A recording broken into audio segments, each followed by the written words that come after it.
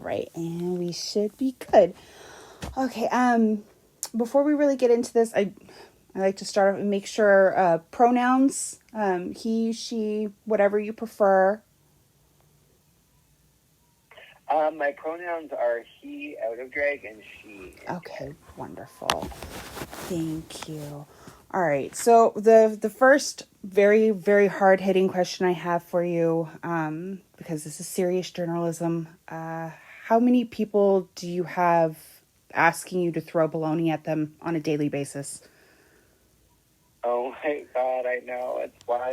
People love it, and whenever I have a show and whenever I go somewhere, they're like, "Please tell me the baloney ghost is here." So yeah, it's so funny. I love how much people love getting smacked with baloney. It is fantastic. It really is.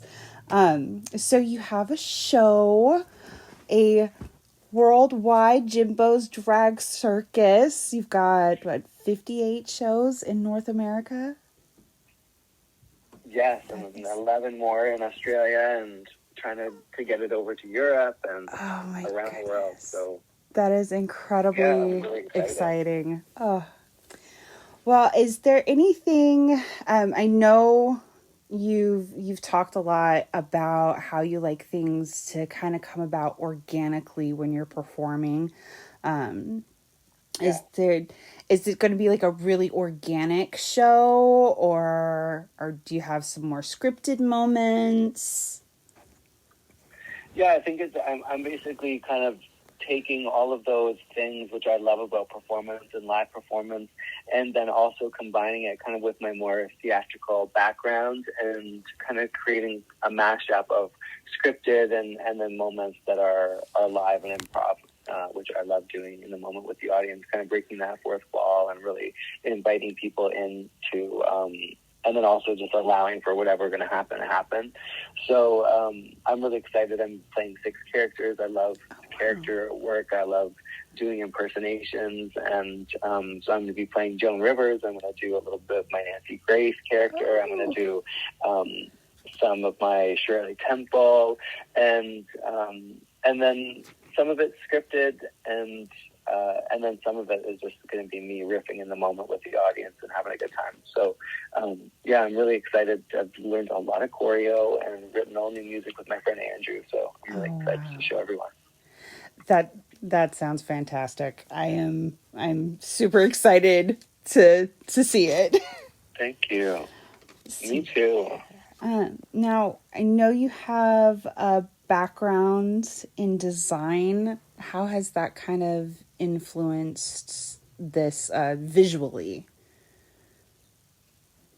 Well, yeah, I have a background as a production designer. I love doing set design and costume design and prop design and kind of putting together a visual kind of spectacle and telling a story. And I used to do that for theater and film here in Victoria and behind the scenes. I always dreamt of having my own show and being in the spotlight, as it were. And this is finally my opportunity to do that. I'm so grateful to kind of be able to come back to my community here and work with some really cool people to put on a really cool show. It's my biggest production, and it's my first time telling a story at this scale and playing all 6 characters and writing the music and learning the choreo and all of that, and doing the set design with my friend Marshall and inviting the different artists in to collaborate on the different looks and aspects of the show. So it's kind of a culmination of all the things that I've been working on over the course of my career, and it's my biggest kind of undertaking, and I'm really excited. It sounds really one of those kind of full circle moments. Totally. Yeah, exactly. Let's see here. So I want to keep talking about the show, but I want to hit on a couple of different things. So you are the All-Stars, the RuPaul Drag Race All-Stars 8 crowned queen, which is... Yes, the winner. Incredible. I have watched you since season 1 of Canada's Drag Race, so seeing you win was like incredible. How has that changed your life? I'm so sorry. Well, I like to think of it as a kind of like a win. That's all good.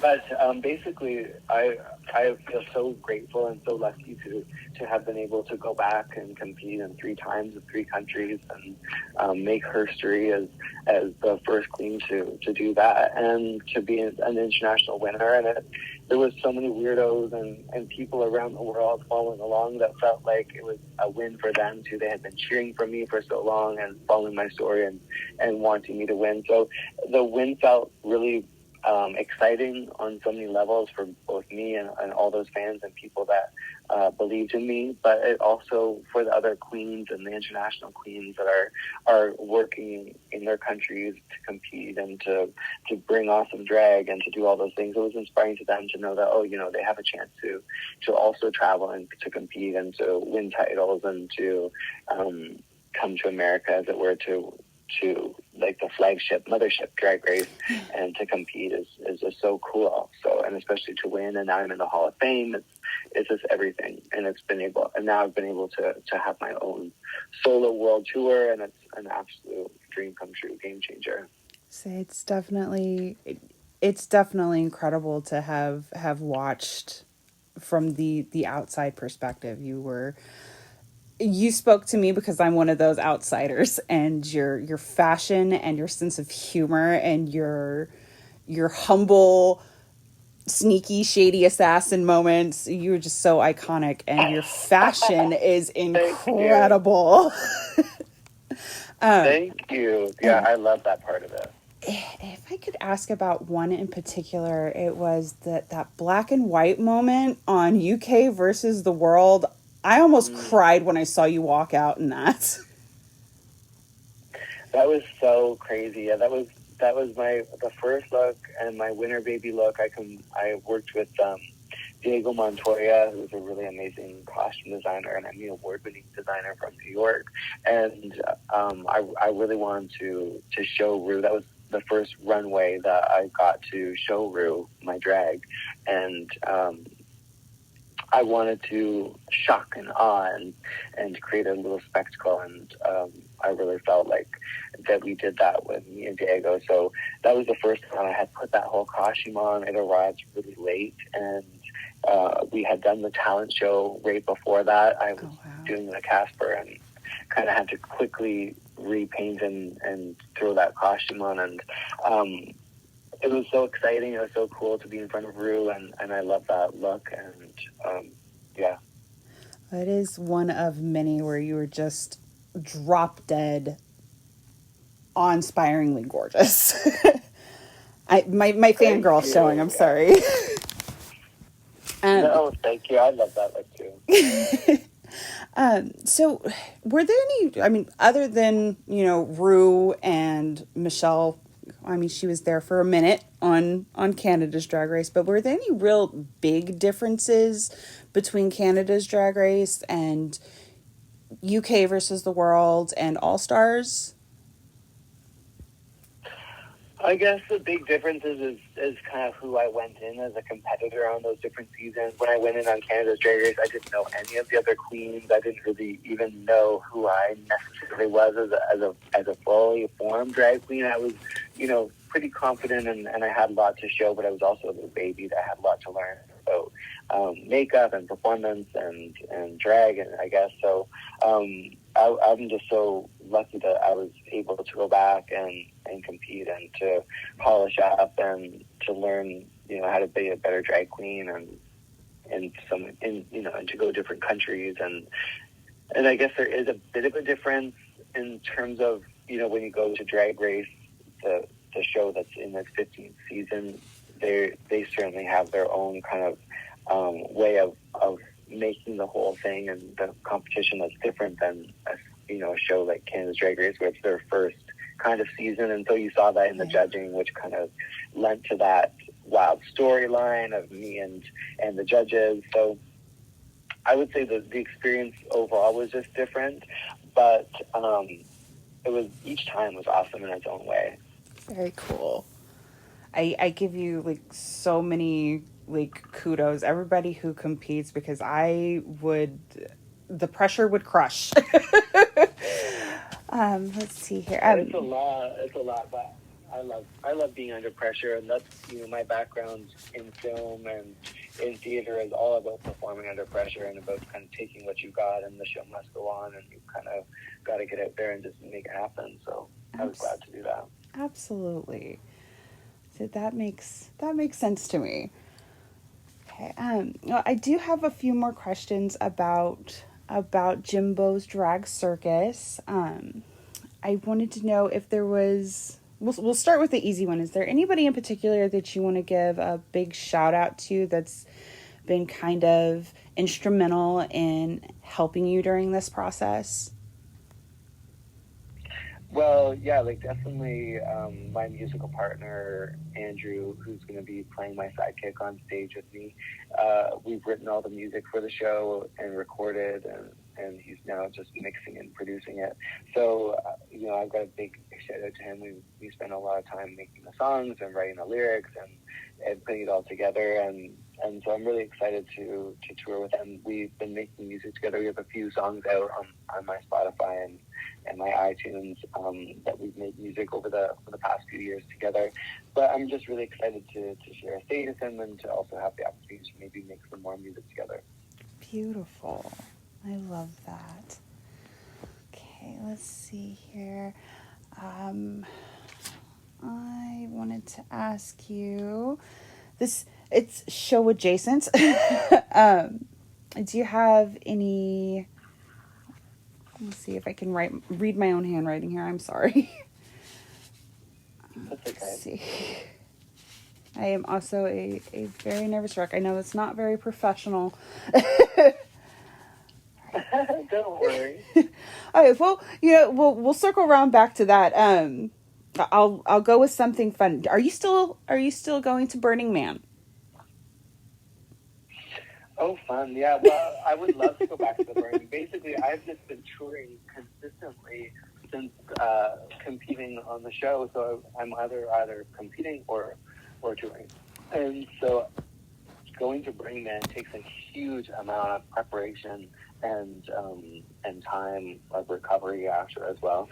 So I just haven't really had the time to go back since the pandemic. But I would definitely love to go back. I love the Burning. I love being a burner, and I love that whole community of kind of going out to the desert and setting up a rogue city and making fun for everyone and really, putting yourself out there in that way is just awesome. Definitely seems like kind of one of those surreal, magical moments in life.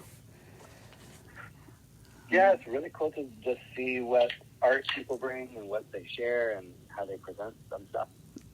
And art seems to be really influential in your drag, which is incredible to witness. Without really giving anything away, do you have a favorite moment in your show, your upcoming show?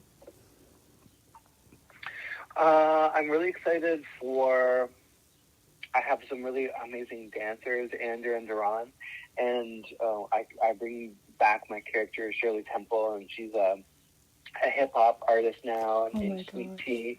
She's rebranding, and her dolls come to life, and we do this sort of dance number with these two giant dolls and me, and it's really, really funny and really fun. That sounds incredible. Oh, my God. Yeah, it's going to be so funny. I cannot wait. I am. As soon as tickets go on sale, I'm actually planning on going because it's too much to miss. I have to see it. Yeah, they're on sale now. They've been on sale for a while. They're dragfans.com. Oh, dragfans.com. It's sold out. Okay. Yeah, it's sold out in some cities. I didn't. I thought they didn't go on until Friday. Yeah, no, they're already on sale, so you can get them. See, look at me. I am dropping the ball here. Oh, let's see. Okay. Designing. We have gone through Drag Race. I have one question in particular that I like to ask everybody. It might seem a little weird. But if you had the attention of every single human being on the planet for 30 seconds, what would you say to them? I would say give love. It's, be generous with love and understanding. It's free. It's available. It's inside you. Give love. I love that. And that is really, really the most important message anybody could give or receive. Let's see here. Is there... Exactly. That's what we're all looking for. It really is. Deep down in the heart and soul. Okay, let's see here. I have one more fun question. At least I think it's a fun question.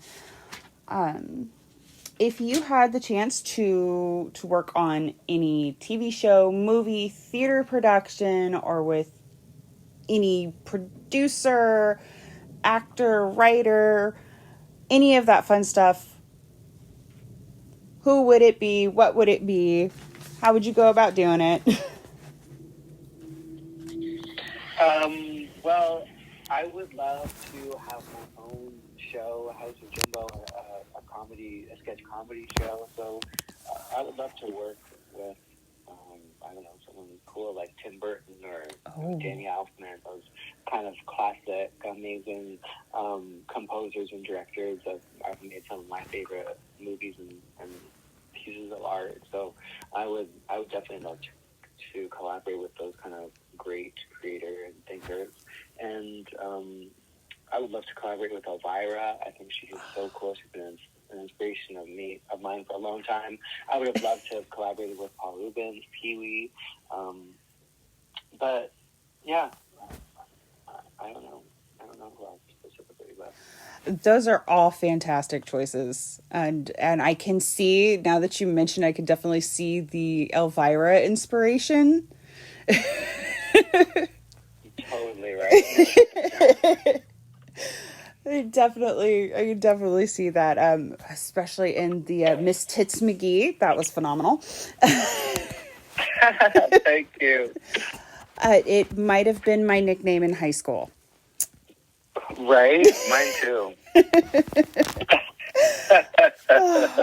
Is there anything else that you would really like to mention about the show, or anything else that you've got going on right now that you want to make sure we don't miss? No, that's pretty much it. Check out the show. Get tickets, dragfans.com. Check out my website, House of Jimbo, to see, where my tours are going to, and check out my merch. I love making things with my partner Brady, so we're always kind of making new merch, new T-shirts, I think new little bits of this and that. So, yeah, that's it. Come to my show. It's going to be awesome. I have absolutely no doubt, and that's all I have interview-wise. The only thing else I can say is I adore you. You have been an absolute inspiration, and this is probably one of the biggest moments of my entire life. So thank you so much for talking to me today. It's all smokescreen. But you really are an inspiration to me and a lot of my friends, and watching you grow through these seasons, and maybe stalking you on Instagram.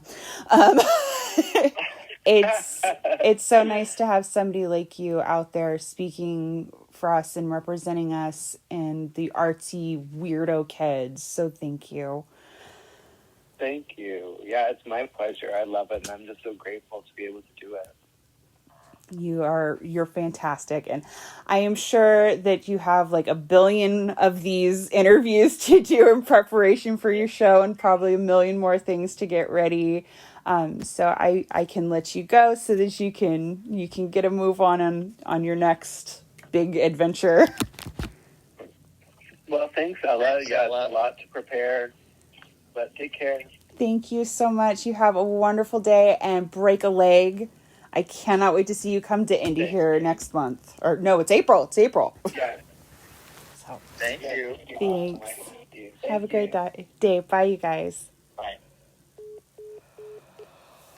Holy shit.